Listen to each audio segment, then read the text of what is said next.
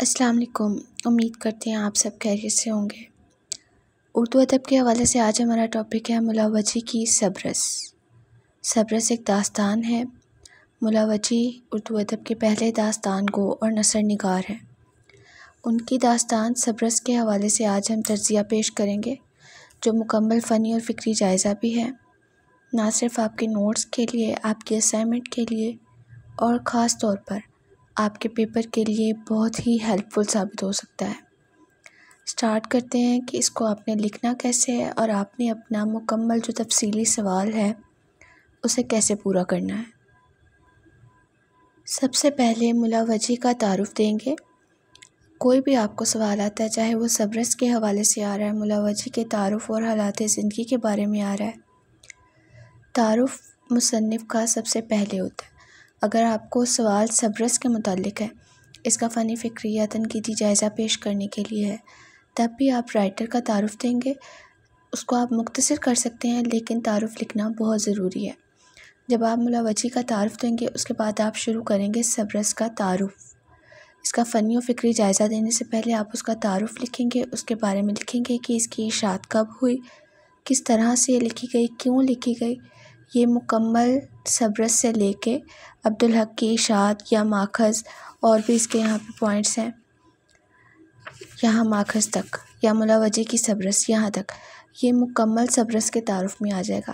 اب یہ آپ پہ منحصر ہے کہ آپ نے اس کو اپنے وقت کے مطابق شارٹ کیسے کرنا ہے۔ اب پیپر میں اتنا ٹائم تو نہیں ہوتا کہ اتنا لمبا تعارف ہم داستان کا لکھیں پھر اس پہ تنقیدی جائزہ پیش کریں، اس لیے پہلے مصنف کا تعارف لکھنے کے بعد اس کا تعارف دیں گے، لیکن مختصر۔ اب جیسے یہاں سے سبرس ملاوجی نے عبداللہ قطب شاہ کے فرمائش پر حسن و عشق کے بیان میں لکھا۔ اب یہ عبداللہ قطب شاہ کا ذکر ادھر بھی ہے، عبداللہ قطب شاہ کا ذکر اس پوائنٹ میں بھی ہے۔ آپ نے جب ایک دفعہ ذکر کر دیا تو پھر آپ کو دوبارہ سے لکھنے کی ضرورت نہیں ہے۔ ایسے آپ کا کوسچن بہت اتھینٹک لگتا ہے، اور اس کے علاوہ آپ ضروری چیزوں کو جب بار بار دہراتے ہیں، ریپیٹ کرتے رہتے ہیں، تو پھر وہ لک نہیں رہتی، نہ ہی وہ اچھا لگتا ہے کہ آپ ایک ہی چیز کو بار بار لکھ رہے ہیں۔ اس سے یہ لگتا ہے کہ آپ کو زیادہ نالج نہیں ہے اس کوسچن کے بارے میں۔ تو ہم سبرس کا تعارف دیں گے کہ کس کی فرمائش پر لکھی گئی، کب لکھی گئی، 1045 ہجری یا 1635 عیسوی میں لکھی گئی۔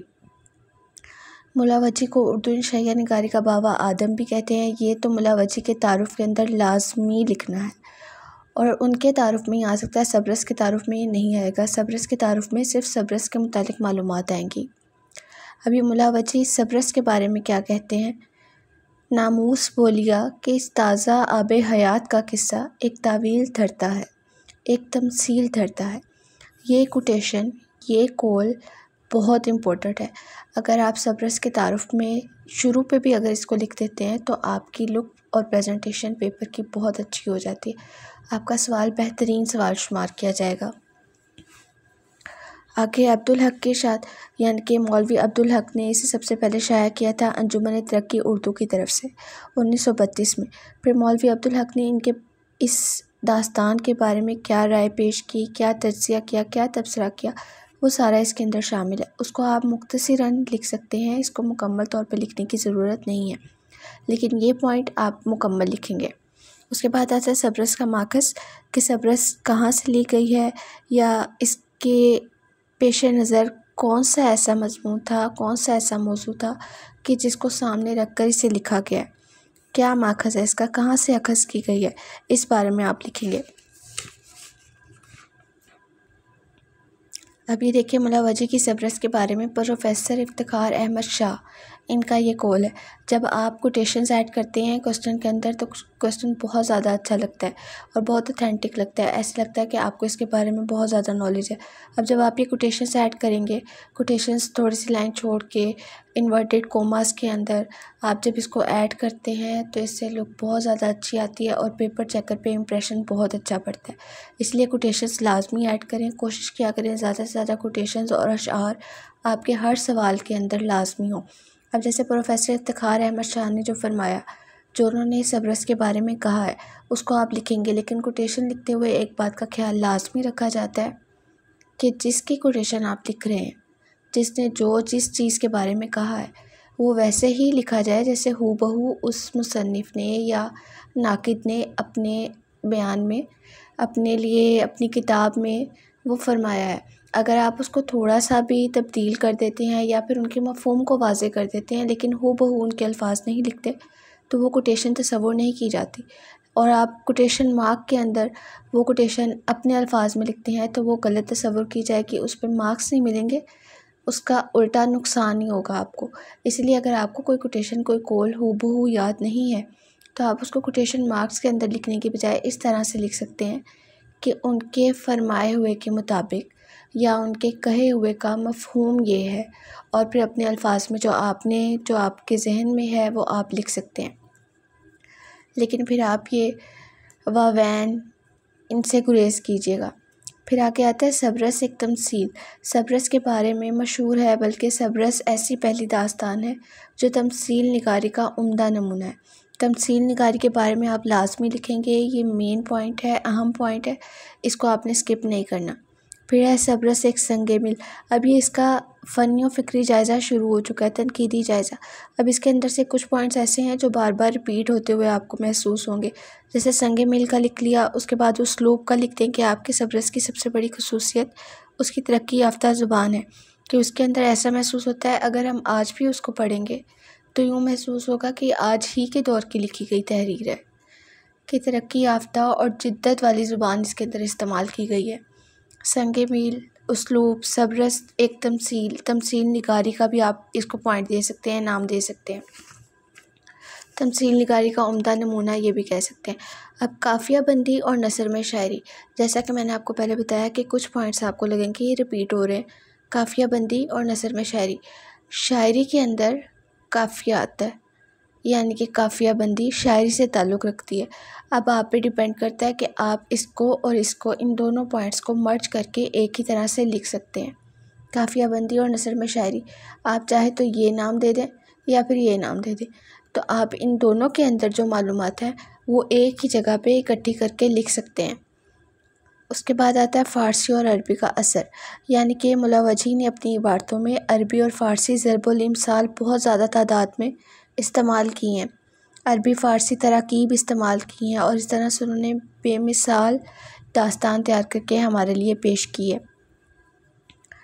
صرف و نحوی خصوصیات، اچھا یہ فارسی اور عربی کا اثر، اس کے اندر جو یہ دیکھیں، یہ اقتباس لیا گیا ہے داستان میں سے کہ عربی فارسی کے الفاظ اس طرح کثرت سے ملتے ہیں۔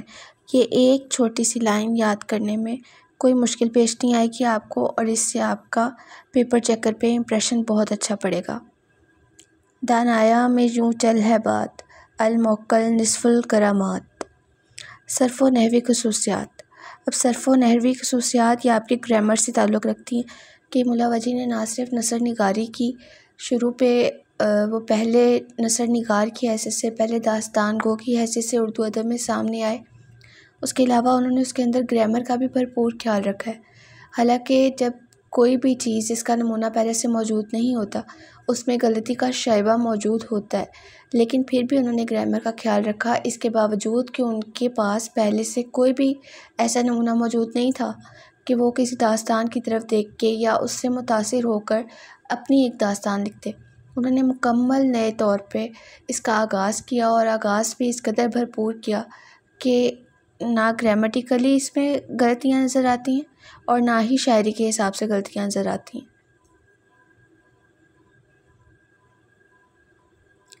اب اس صفحے میں سے آپ قافیہ بندی اور نثر میں شاعری ان کو ایک پوائنٹ کر سکتے ہیں، پھر فارسی اور عربی کا اثر، اس کے بعد صرف و نحوی خصوصیات۔ اب جیسا کہ آپ سب جانتے ہیں کہ اردو کو پہلے مختلف ناموں سے پکارا جاتا تھا، جیسے گوجری، گجراتی، دکنی زبان، اس طرح سے کہا جاتا تھا۔ ہندی اور ہندوی، اردو اور مولا، یہ سب اردو ہی کے نام تھے، اور جس زمانے میں سبرس لکھی گئی تب اردو زبان پروان چڑھ رہی تھی۔ اس کے باوجود ملا وجیح نے اردو زبان کا اس قدر خوبصورتی سے استعمال کیا ہے کہ یوں معلوم ہوتا ہے کہ یہ زبان صدیوں سے وہاں پہ موجود تھی اور لوگوں کی مقامی زبان ہے اور لوگ اس کو استعمال کر رہے ہیں۔ بہت ہی خوبصورتی سے محاورات کا استعمال، تلمیحات کا استعمال، اور جو بھی اردو کے لوازمات ہیں ان کا استعمال انہوں نے کیا ہے۔ سبرس کی زبان کے بارے میں پہلے بھی بات ہو چکی ہے کہ فارسی اور عربی تراکیب استعمال کی گئی ہیں، آپ وہ والے پوائنٹ کو اور اس پوائنٹ کو اس کے اندر مرج کر سکتے ہیں۔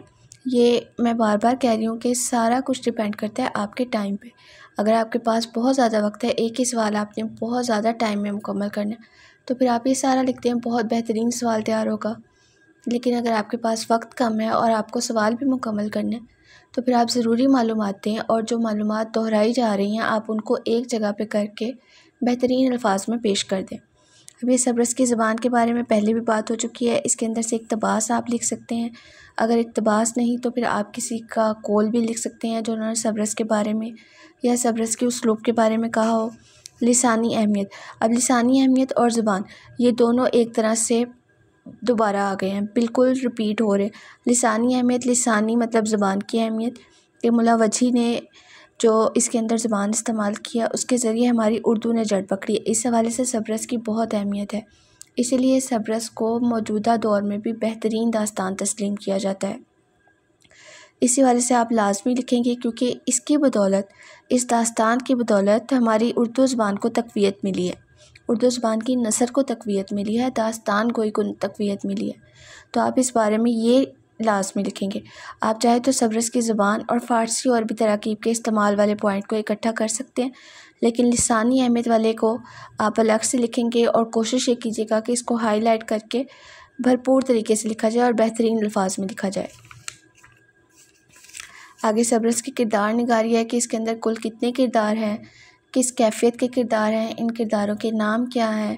یہ دیکھیں، حسن، ناز، اوتار، خوش گفتار، خوش رفتار، اس طرح سے یہ سارا، اور بات ہو چکی ہے کہ قافیہ بندی کی صورت میں ہے، یعنی مکفہ اسلوب اس میں استعمال کیا گیا ہے۔ دیکھ سکتے ہیں مکفہ اسلوب یہی ہوتا ہے کہ جن کے الفاظ ایک دوسرے سے ملتے جلتے ہوں۔ حسن، ناز، اوتار، خوش گفتار، خوش رفتار، ویدیاں کا سنگار، یہ سب ایک دوسرے سے ملتے جلتے الفاظ ہیں۔ آپ یہ والی کوٹیشن، یہ والا اقتباس آپ اسلوب میں بھی لکھ سکتے ہیں اور قافیہ بندی میں بھی لکھ سکتے ہیں، نثر میں شاعری اس پوائنٹ میں بھی لکھ سکتے ہیں۔ پھر اس داستان میں معاشرت کی بھرپور عکاسی کی گئی ہے کہ جو کچھ اس دور میں، اس زمانے میں معاشرے میں ہو رہا تھا اس کے بارے میں بھرپور لکھا گیا، اور یوں محسوس ہوتا ہے کہ جیسے آپ اسی معاشرے کے بارے میں پڑھ رہے ہیں، اور اگر آپ آج کے دور میں بھی پڑھتے ہیں تو آپ اپنے آپ کو نہ صرف آج کے معاشرے میں بلکہ اس دور کی تہذیب میں بھی محسوس کرتے ہیں۔ سیاسی حالات کے بارے میں لکھا گیا ہے۔ ظاہر سی بات ہے، جب معاشرے میں جو کچھ ہو رہا ہوتا ہے اس کے اندر سیاست سر فہرست ہے، سیاست کے بارے میں بھی ساتھ ہی لکھا گیا ہے۔ اس کو پڑھنے سے آپ کو نہ صرف معاشرہ، سیاست، صوفیانہ خیالات، اخلاقی تعلیمات، یہاں تک کہ آپ کو ہر حوالے سے اس داستان میں رہنمائی ملتی ہے۔ نہ صرف رہنمائی ملتی ہے بلکہ آپ کو اس کو پڑھنے میں بھی بہت مزہ آتا ہے اور لطف حاصل ہوتا ہے۔ آگے مولا وجی کا پھر سے یہ والا پوائنٹ اگر آپ لکھنا چاہیں تو لکھ لیں، یہ تعارف کے اندر ہی شامل ہو جائے گا کہ مولا وجی پہلے انشائیہ نگار ہے۔ اور مجموعی جائزہ، جب اگر آپ کے پاس وقت کم بھی ہو تب بھی کوشش یہ لازمی کرنی ہے کہ مجموعی جائزہ لکھا جائے، کیونکہ مجموعی جائزہ لکھنے سے ایسے فیل ہوتا ہے، ایسے محسوس ہوتا ہے کہ سوال ہمارا مکمل ہو چکا ہے۔ اگر آپ نے مختصر بھی لکھا ہو تب بھی مجموعی جائزہ لکھنے کے بعد بہت اچھا امپریشن آتا ہے، اور مجموعی جائزہ میں جو آپ نہیں لکھ سکے، جو آپ سے اسکپ ہو گیا یا وقت کی کمی کے باعث آپ نہیں لکھ سکے، آپ وہ مجموعی جائزہ میں شامل کر سکتے ہیں۔ مجموعی جائزہ کو آپ خلاصہ کلام، قصہ مختصر، فلم مختصر، مجموعی جائزہ، یہ سب آپ اس کو نام دے سکتے ہیں، اور کوشش یہ ہونی چاہیے کہ آپ دوسروں سے مختلف کرنے کی کوشش کریں۔ اگر ہر کوئی مجموعی جائزہ لکھ رہا ہے، آپ خلاصہ کلام لکھتے ہیں، خلاصہ کلام لکھتے ہیں، یا پھر قصہ مختصر لکھتے ہیں، فی جملہ مختصر، اس طرح سے آپ بہترین یا مختلف الفاظ استعمال کر کے دوسروں سے اچھا امپریشن دے سکتے ہیں۔ تو یہ تھا سبرس کا تنقیدی جائزہ، فنی و فکری جائزہ۔ سبرس پر نوٹ یا سبرس ایک تمثیل ہے، تمثیل نگاری کا نمونہ ہے، اس بارے میں لکھیں تو آپ یہ سارا اس میں لکھ سکتے ہیں۔ اگر آپ کو ویڈیو اچھی لگی ہو تو ہمیں ضرور سبسکرائب کیجیے گا، لائک کیجیے گا، اور اپنی فرینڈس کے ساتھ، اپنی کلاس فیلوز کے ساتھ بھی شیئر کیجیے گا۔ اور کسی بھی ٹاپک پہ آپ کو نوٹس درکار ہوں تو ہمیں لازمی یاد رکھیے گا اور کمنٹ کر کے بتائیے گا، انشاءاللہ آپ کو پرووائڈ کیے جائیں گے۔ ملتے ہیں آپ سے نیکسٹ ویڈیو میں، تب تک کے لیے ہمیں اجازت دیجیے۔ اللہ حافظ۔